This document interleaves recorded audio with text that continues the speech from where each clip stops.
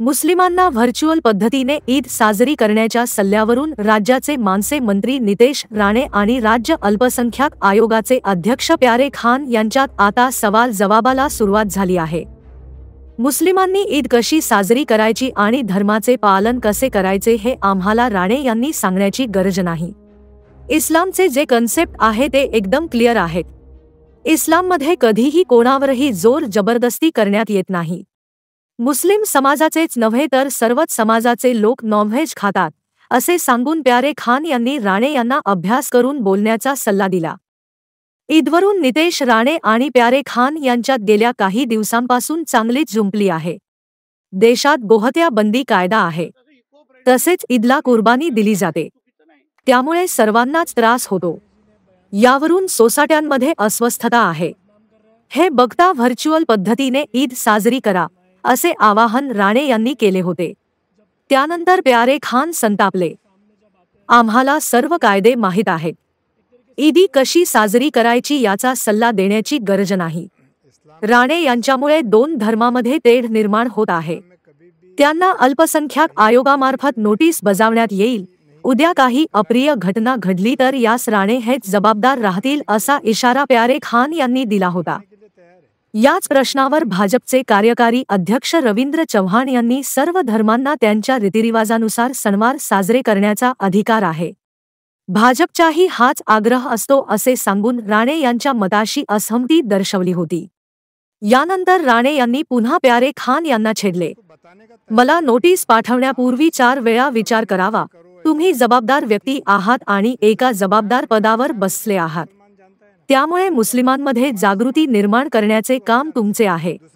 राहिले मला नोटीस पाठवण्याचे तर महाराष्ट्रात कायद्याचे राज्य आहे, त्यामुळे कुठलीही अप्रिय घटना घडण्याचा प्रश्न उद्भवत नाही असे सांगून त्यांनी प्यारे खान यांना इशारा दिला होता। ब्युरो रिपोर्ट जम न्यूज इंडिया।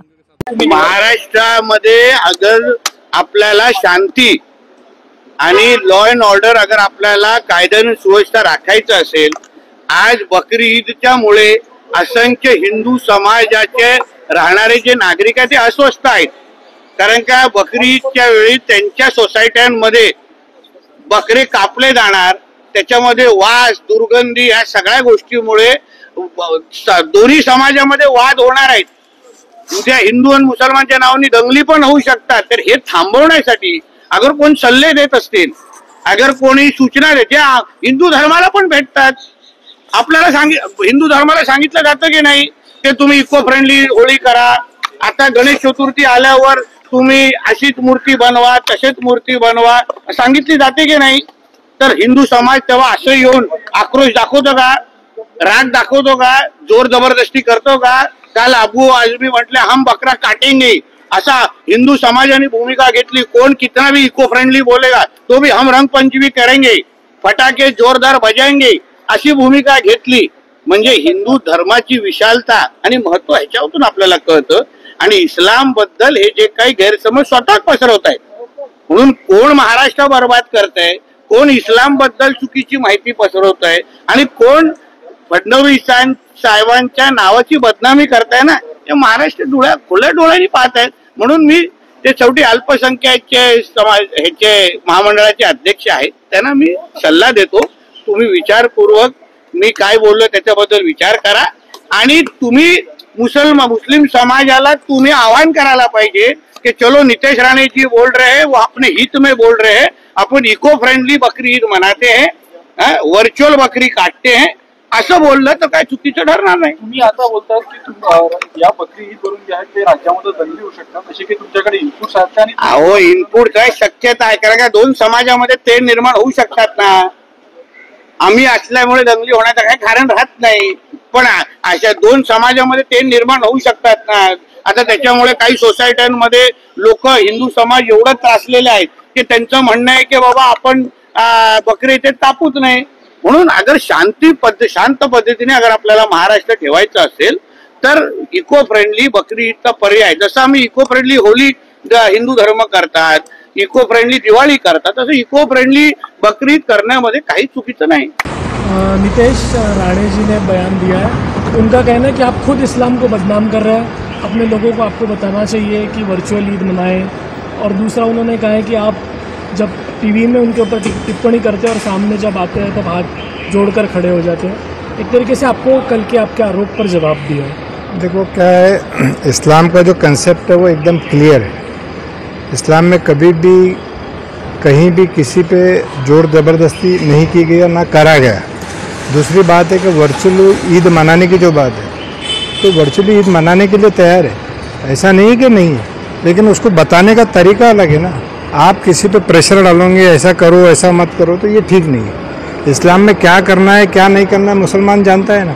जैसा हमारे समाज के जो पद्धति वो हम जानते हैं, दूसरे समाज की जो पद्धति थी वो जानता है। तो मेरे मज़हब में क्या है वो मैं बहुत अच्छी तरीके से जानता हूँ और उसका मैं फॉलो भी करता हूँ बराबर, और समस्त मुस्लिम समाज भी फॉलो करता हूँ। तो ये उनको बताने की ज़रूरत नहीं है। उनका कहना ये भी है कि जब हिंदू वर्चुअल होली खेल सकते या सादे रंगों के साथ होली खेल सकते, तो मुसलमान बिना बकरी काटे ईद क्यों नहीं मना सकते? देखिए, कभी भी किसी मुसलमान ने आपके होली के बारे में या तुम्हारा दिवाली के बारे में कभी बोला है तो बताइए।